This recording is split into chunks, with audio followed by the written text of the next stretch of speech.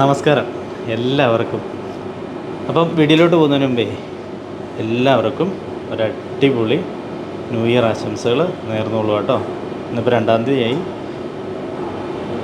എൻ്റെ വീഡിയോ കാണുന്ന സബ്സ്ക്രൈബേഴ്സിനും അതുകൊണ്ടൊക്കെ ആദ്യമായിട്ട് വീഡിയോ കാണുന്ന എല്ലാവർക്കും ഒത്തിരി സ്നേഹത്തോടെ ഒരു ന്യൂ ഇയർ ആശംസകൾ ഒത്തിരി സ്നേഹത്തോടെ നേർന്നുള്ളൂവാണേ. അപ്പോൾ ഇന്നത്തെ നമ്മുടെ ഐറ്റം എന്ന് എന്നാന്ന് ചോദിച്ചു കഴിഞ്ഞാൽ ഒരു സിമ്പിളായിട്ടുള്ള ഐറ്റം, മിക്ക ആൾക്കാർക്കും തന്നെ അറിയുന്ന ഐറ്റം കേട്ടോ, സാമ്പാർ. എൻ്റെ രീതിയിൽ എങ്ങനെയാണ് സാമ്പാർ ചെയ്യുന്നതെന്നുള്ളത് ഞാൻ ജസ്റ്റ് ഒന്ന് കാണിച്ചു തരാം. അപ്പം മിക്ക ആൾക്കാർക്കും അറിയാമെങ്കിലും ഇപ്പോഴും വെക്കാൻ അറിയത്തില്ല, അത് സാമ്പാറൊക്കെ വെക്കാൻ അറിയത്തില്ലാത്ത ബാച്ചിലേഴ്സായിട്ടുള്ള ഒത്തിരി ആൾക്കാർ കാണും. അവർക്ക് വേണ്ടി ഞാൻ പ്രത്യേകം ഈ വീഡിയോ ഒന്ന് കണ്ടു നോക്കട്ടെ. എല്ലാവർക്കും സിമ്പിളായിട്ട് ചെയ്യാൻ പറ്റുന്ന. അപ്പോൾ നമുക്ക് നേരെ വീഡിയോയിലോട്ട് പോകാം. വീഡിയോയിലോട്ട് പോകുന്നതിന് മുമ്പ് ചാനൽ ആദ്യമായിട്ട് കാണുന്നവരാണെങ്കിൽ സബ്സ്ക്രൈബ് ചെയ്തിരിക്കാൻ മറക്കല്ല്. അതുകൊണ്ടൊക്കെ ഫേസ്ബുക്കിലാണ് നിങ്ങൾ ഈ വീഡിയോ കാണുന്നതെന്നുണ്ടെങ്കിൽ ഷെഫ് സജിൻ എന്ന് പറയുന്ന എൻ്റെ യൂട്യൂബ് ചാനലിലൂടെ ഒന്ന് സബ്സ്ക്രൈബ് ചെയ്തിരിക്കാൻ മറക്കല്ലേ കേട്ടോ. തൊട്ടടുത്തുള്ള ബെല്ലൈക്കനോട് എനേബിൾ ചെയ്യുകയാണെങ്കിൽ ഞാൻ അപ്ലോഡ് ചെയ്യുന്ന വീഡിയോസ് കറക്റ്റായിട്ട് നിങ്ങൾക്ക് നോട്ടിഫിക്കേഷൻ ആയിട്ട് എത്തുന്നതായിരിക്കും. അപ്പം നേരെ വീഡിയോയിലോട്ട് പോകാം. അപ്പോൾ സാമ്പാർ ഉണ്ടാക്കാൻ വേണ്ടിയിട്ട് ഞാൻ വെള്ളം ഓൾറെഡി വെച്ചിട്ടുണ്ട് കേട്ടോ. ഇനി നമുക്ക് ആ വെള്ളം ഒന്ന് തിളച്ച് വരുന്ന സമയം കൊണ്ട് നമുക്ക് ദാൽ എടുത്തിട്ടുണ്ട് കേട്ടോ. ദാളൊരു 1.5 കിലോ കണക്കിൽ ദാൽ ഞാൻ എടുത്തിരിക്കും. ഇപ്പോൾ ദാൽ പല സ്ഥലങ്ങളിലും ഇപ്പോൾ മസൂർ ദാളിൽ ചെയ്യുന്നവരുണ്ട്. മസൂർ ദാളിലും നമുക്ക് സാമ്പാർ ചെയ്താൽ ടേസ്റ്റ് തന്നെയാണ് കേട്ടോ. അപ്പോൾ ഞാൻ ദാലൊക്കെ നല്ല വൃത്തിയായിട്ട് കഴുകി ആ വെള്ളത്തിനകത്തോട്ട് ആഡ് ചെയ്തിട്ടുണ്ട് കേട്ടോ. പാത്രത്തിലുള്ള ദാലെല്ലാം നന്നായിട്ട് അതിൻ്റെ അകത്തേക്ക് ആഡ് ചെയ്ത് കൊടുക്കാവേ. ഇനി വെള്ളമൊക്കെ ഒന്ന് തിളച്ച് വന്നോട്ടെ. നമുക്ക് ഇനി അതിൻ്റെ അകത്തോട്ട് കട്ടക്കായം ഇടണം. കുറച്ച് മഞ്ഞൾപ്പൊടി, ഒരു ടീസ്പൂണ് മഞ്ഞൾപ്പൊടി ഞാൻ ആഡ് ചെയ്തിട്ടുണ്ട്. നമുക്കിനി മസാല ആഡ് ചെയ്യുന്നതിൻ്റെ കൂട്ടത്തിൽ മഞ്ഞൾപ്പൊടി ആഡ് ചെയ്യണം.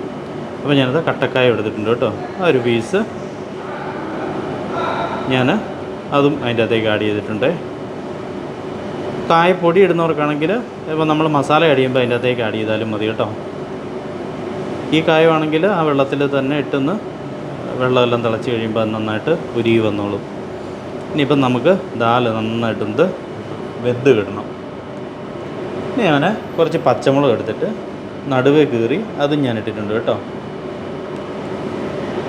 ഇനി കുറച്ച് വെളിച്ചെണ്ണയും കൂടെ ആ വെള്ളത്തിലേക്ക് ആഡ് ചെയ്യണം കേട്ടോ. ഞാനത് വീഡിയോ എടുത്തപ്പോൾ അത് ജസ്റ്റ് ഒന്ന് സ്കിപ്പായി പോയി, എടുക്കാൻ പറ്റിയില്ല.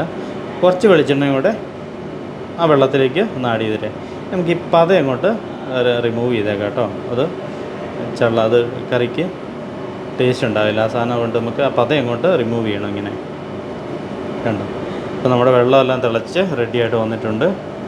ഇനി ദാൽ നന്നായിട്ടൊന്ന് വെന്തോട്ടെ കേട്ടോ. ഒരു 1 hour എടുക്കുമായിരിക്കും ദാൽ വേകാൻ വേണ്ടിയിട്ട്. ഇപ്പം സാമ്പാറിൻ്റെ കട്ടിങ് എല്ലാവർക്കും തന്നെ അറിയുന്നതായിരിക്കും. മത്തങ്ങ എടുത്തിട്ടുണ്ട്, പച്ചക്ക എടുത്തിട്ടുണ്ട്, മുരിങ്ങയ്ക്ക എടുത്തിട്ടുണ്ട്, ക്യാരറ്റ് എടുത്തിട്ടുണ്ട്, കിഴങ്ങ്, ആ സാധനം. ഇപ്പം നമ്മുടെ ദാലെല്ലാം നന്നായിട്ട് വെന്ത് റെഡിയായിട്ടുണ്ട്. കുറച്ചുകൂടെ വേകാനുണ്ട്. ഞാൻ ഇപ്പോൾ വെജിറ്റബിളും കൂടെ അതിനങ്ങോട്ട് ആഡ് ചെയ്തു. അപ്പോൾ എല്ലാം ഒന്നിച്ച് വെന്തോളും.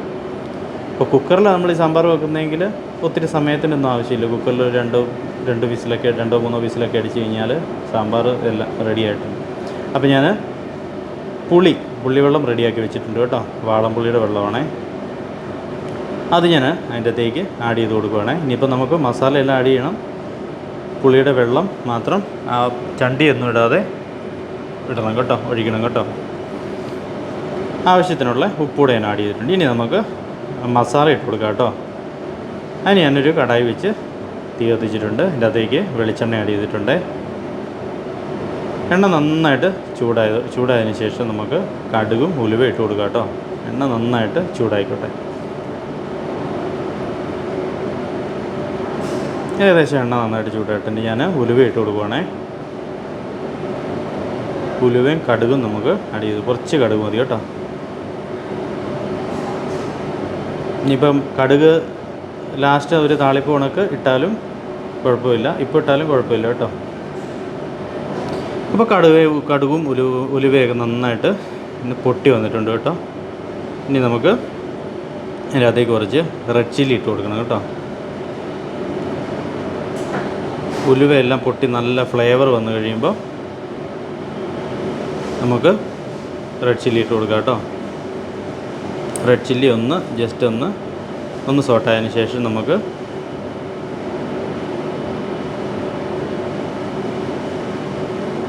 കുറച്ച് പച്ച കറിവേപ്പില അങ്ങോട്ട് ഇട്ട് കൊടുക്കാവേ.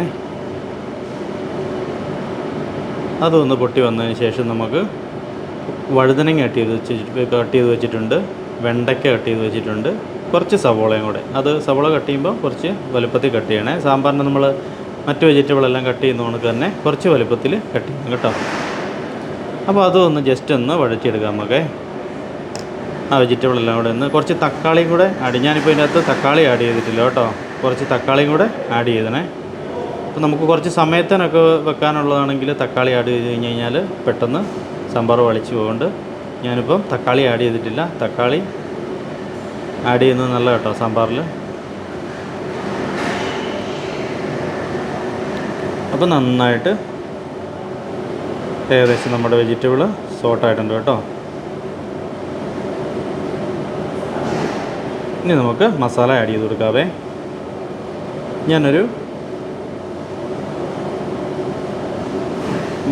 കാശ്മീരി മുളക് പൊടി ആട്ടോ ഇടുന്നത്. ഒരു 6 ടീസ്പൂണ് മുളക് പൊടി ഞാൻ ഇട്ടിട്ടുണ്ട്. നമ്മൾ മഞ്ഞൾപ്പൊടി ഓൾറെഡി അതിൻ്റെ അകത്ത് ഇട്ടിട്ടുണ്ട്. അതുകൊണ്ട് ഞാൻ 2 ടീസ്പൂണ് മഞ്ഞൾ പൊടി ആഡ് ചെയ്തിട്ടുണ്ട്.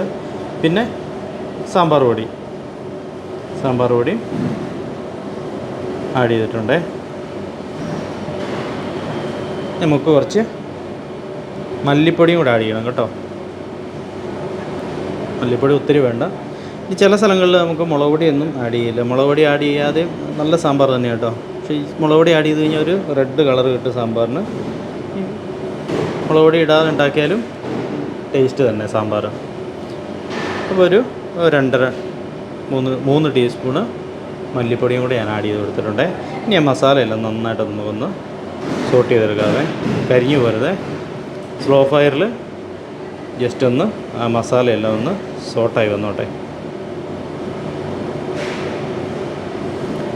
ആ സാമ്പാർ പൊടിയുടെ ഫ്ലേവറെല്ലാം കൂടെ വന്നു കഴിയുമ്പോഴത്തേനും നമുക്ക് സ്റ്റൗ ഓഫ് ചെയ്യണം.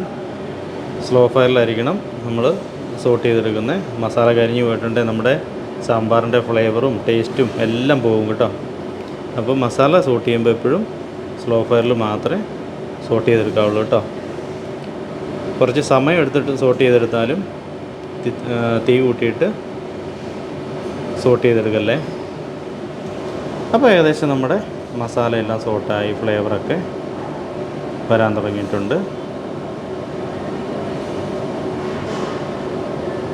ഇനിയിപ്പോൾ നമ്മുടെ സാമ്പാറിൻ്റെ അകത്തോട്ട് നമുക്ക് ആഡ് ചെയ്ത് കൊടുക്കാം. ഇതേ സാമ്പാർ അവിടെ ഓൾറെഡി ചെമ്പിനകത്ത് തിളച്ചുകൊണ്ടിരിക്കുകയാണ്. കുറച്ചുകൂടെ ദാലൊന്ന് വേകാനുണ്ട്. അതുകൊണ്ട് ഇങ്ങനെ തിളച്ചുകൊണ്ടിരിക്കുക കേട്ടോ. ദാലെല്ലാം വെജിറ്റബിളെല്ലാം ഒന്ന് വെന്ത് സെറ്റായി നല്ല ഒരു ഏകദേശം ഒന്ന് കുറുകി വരുന്ന ആ ഒരു ടൈപ്പ് ആകുമ്പോഴത്തേനും നമുക്ക് സാമ്പാർ ഏകദേശം ഇപ്പോൾ റെഡിയായി വന്നിട്ടുണ്ട് സാമ്പാർ.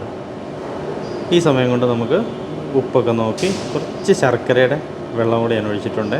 അതും ഓപ്ഷണലാണ് കേട്ടോ. ജസ്റ്റ് ഒന്നൊരു ബാലൻസിങ്ങിന് വേണ്ടിയിട്ടാണ് കേട്ടോ ശർക്കരയുടെ വെള്ളം ഒഴിക്കുന്നത്. ചെറിയൊരു സ്വീറ്റ്നെസ് ഉണ്ടെങ്കിൽ നല്ല അടിപൊളിയായിരിക്കും സാമ്പാർ. എന്നും പറഞ്ഞാൽ ഒത്തിരി സ്വീറ്റ്നെസ് അല്ല, ഒരു ബാലൻസിങ്ങിന് ഞാൻ പറഞ്ഞല്ലോ. അപ്പോൾ ഇന്നത്തെ സാമ്പാറിൻ്റെ വീഡിയോ എല്ലാവർക്കും ഇഷ്ടമായെന്ന് വിചാരിക്കുന്നു. അറിയത്തില്ലാത്തവർ ജസ്റ്റ് ഒന്ന് ട്രൈ ചെയ്ത് നോക്കാം കേട്ടോ. സിമ്പിളായിട്ട് എല്ലാവർക്കും ചെയ്യാൻ പറ്റിയൊരു ഐറ്റം കേട്ടോ. ഇപ്പോൾ കേരളത്തിലൊക്കെ എന്ന് പറഞ്ഞാൽ സാമ്പാറില്ലാതെ എന്ത് ചോറും കറി. അതുകൊണ്ട് എല്ലാവരും ഒന്ന് ചെയ്ത് നോക്കാം കേട്ടോ. അറിയത്തില്ലാത്ത ബാച്ചിലേഴ്സായിട്ടുള്ള കുട്ടികളൊക്കെ ജസ്റ്റ് ഒന്ന് ചെയ്ത് നോക്കാം കേട്ടോ. അപ്പോൾ ഇതുകൊണ്ടൊക്കെയുള്ള ഒരു കിട്ടില്ല റെസിപ്പിയുടെ അടുത്ത വീഡിയോ കാണുന്നവരെ it's me Sajin signing off. Thank you.